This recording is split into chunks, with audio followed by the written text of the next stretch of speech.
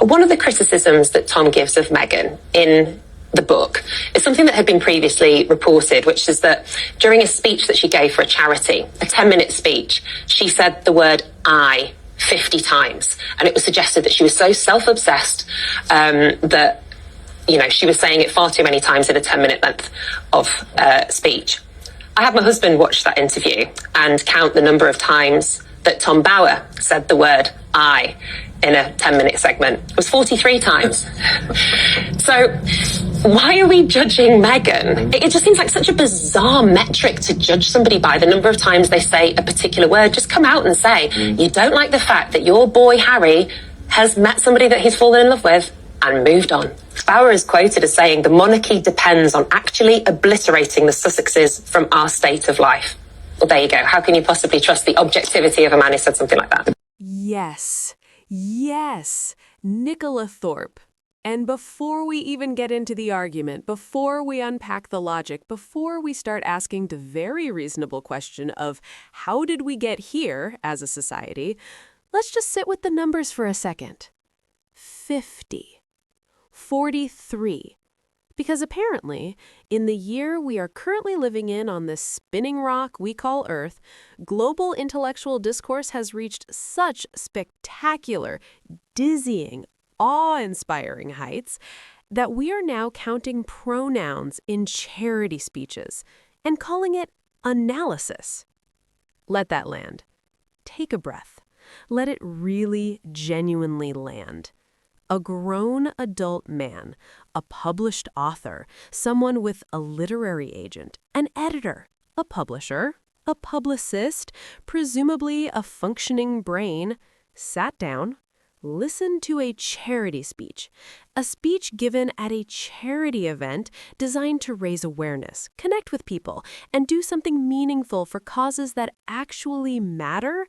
And his great intellectual contribution to the conversation was, she said I too many times. That's it. That's the bombshell. Not misinformation, not a factual inaccuracy, not a documented ethical violation or a verifiable claim of wrongdoing. Grammar, syntax, first-person narration.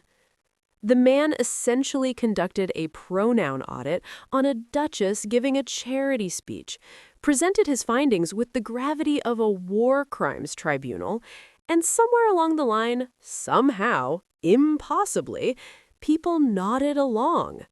People treated this like insight, like revelation, like finally someone is asking the hard questions. The hard question being, apparently, does she use the word I too frequently? And into this glorious circus walked Nicola Thorp, cool, composed, carrying that particular energy of someone who has seen this exact kind of nonsense before and has absolutely zero patience left for it, but is going to dismantle it methodically rather than emotionally because that's so much more devastating. She looked at the whole situation. She assessed it, and then she essentially said, okay, fine. If we're doing clown math today, and apparently we are, then let's at least do it properly. Let's give this the full spotlight it deserves, because the absurdity really does need a proper stage. Tom Bower, who has positioned himself with remarkable persistence as a serious investigative author delivering hard truths about powerful people, decided that one of his central critiques of Meghan, Duchess of Sussex, would be this. During a 10-minute charity speech, she said the word I approximately 50 times. Now, let's think about what a 10-minute speech actually is. 10 minutes of spoken word at an average pace is roughly 1,200 to 1,500 words. 1,200 to 1,500 words with 50 first-person pronouns is not a personality disorder. It is not narcissism. It is not a red flag. It is standard English sentence construction. Because here's the thing about the word I, and I say this as someone who has encountered the English language on multiple occasions, you kinda need it. especially in a speech where you are sharing personal experiences, personal journeys, personal reflections on causes that are personally meaningful to you. That's not self-obsession. That's called speaking in first person. That's called having a perspective. That's called being a human being who communicates using the grammatical conventions of the language you're speaking. But somehow, when Meghan does it, it becomes a character indictment serious enough to put in a book. A book that was printed, published, distributed, reviewed, taken seriously in certain circles. And this is the world we live in. Now here's where it gets genuinely, breathtakingly good, because Nicola Thorp doesn't do what most people would do in that moment. She doesn't get flustered, she doesn't raise her voice, she doesn't get pulled into the emotional register that these conversations are specifically designed to provoke. She does something far more effective. She tests the logic. She takes the exact same framework, same metric, same time window, same conditions, and she applies it to Tom Bower himself. Someone watches Bower's own interview. Same duration, same setup, and the count comes back at 43. 43. Now, let's pause here because this moment deserves its own slow clap. In one simple, elegant, almost effortless move, Nicola didn't just rebut the argument, she exposed the mechanism. She pulled back the curtain on the entire trick. Because here's what the pronoun count argument relies on to function. It relies on the audience never asking, okay, but what does everyone else's count look like?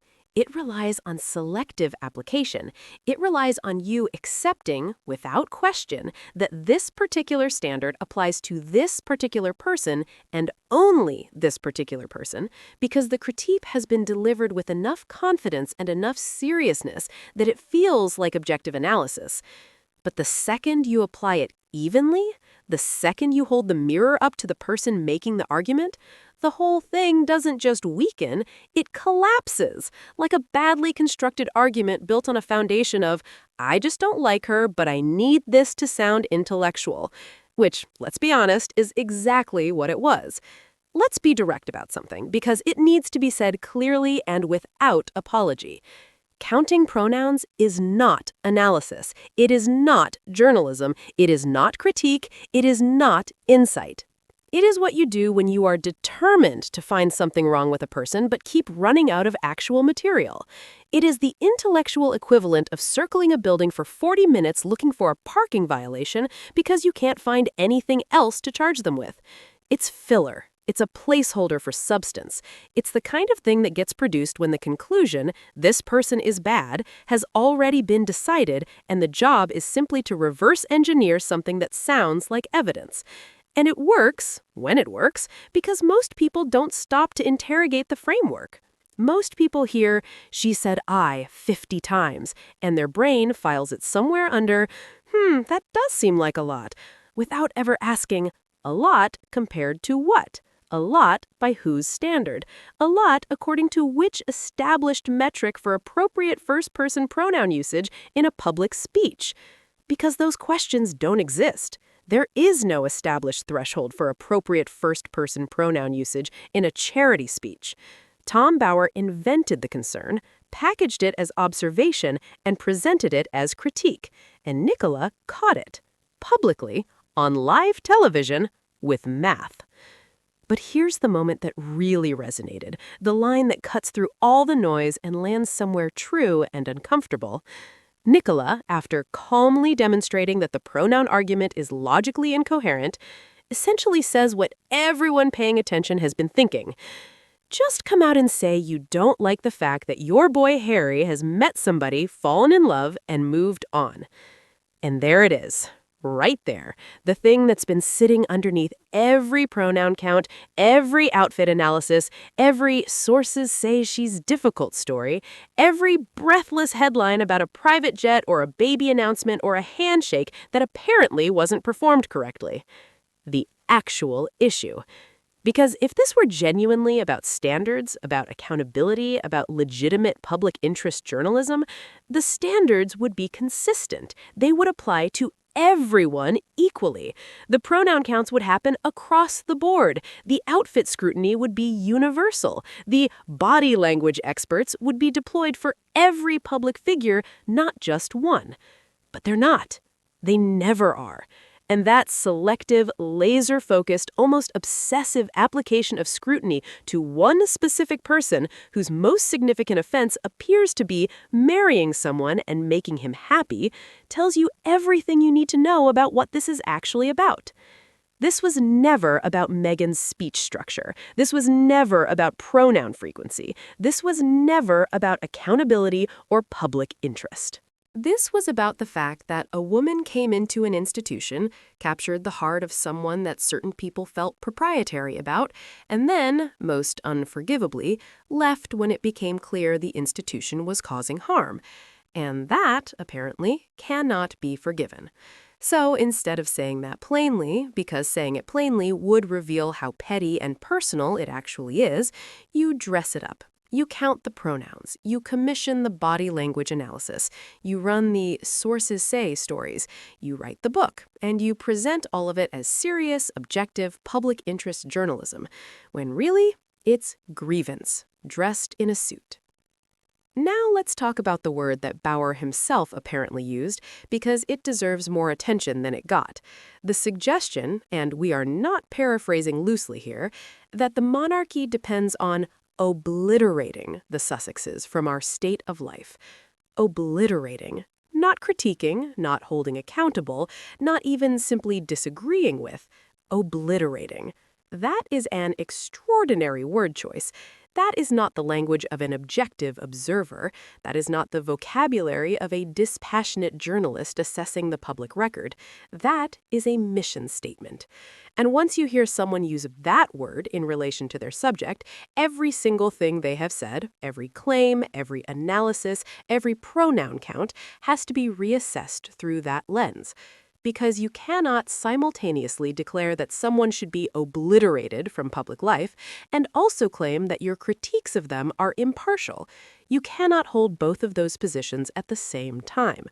The moment obliterate enters your vocabulary in relation to your subject, you have told us everything we need to know about where your analysis begins and ends. You've told us that this isn't investigation, this is elimination, and that's a profoundly different thing. Investigation seeks truth wherever it leads. Elimination starts with the destination and works backwards. One of these is journalism. The other is a campaign. And the pronoun count, the outfit analysis, the unnamed sources, and the breathless exposés about private jets, those are the tactics of the campaign. Here's what people sometimes miss in conversations like this one. It's not enough to look at one person saying one ridiculous thing. One person counting pronouns and putting it in a book is embarrassing, but it's containable. What makes it significant, what makes it worth this entire conversation, is the system that amplifies it. The editorial decisions that say, yes, this is worth covering. The television producers who book the guest and frame the segment. The social media algorithms that reward outrage and engagement over accuracy and substance. The audience, trained over years of this kind of content, to find it not just acceptable, but interesting. Because here's the uncomfortable truth about the media ecosystem that has produced years of Meghan coverage. Controversy is a product. It is manufactured, packaged, and sold. And Meghan, whether because of who she is, who she married, what she represents, or simply because the narrative machine latched onto her early and never let go, became one of the most commercially valuable controversy products in modern British media. That means that even the smallest, most trivial, most genuinely meaningless angle gets stretched, gets amplified, gets turned into a segment, a column, a chapter in a book, a panel discussion, a Twitter trend. 50 eyes in a charity speech. In a normal world, that observation gets made, gets ignored, and disappears in 30 seconds.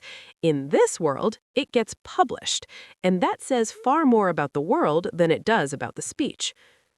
Let's give this the credit it deserves, because it's more than just a satisfying television moment.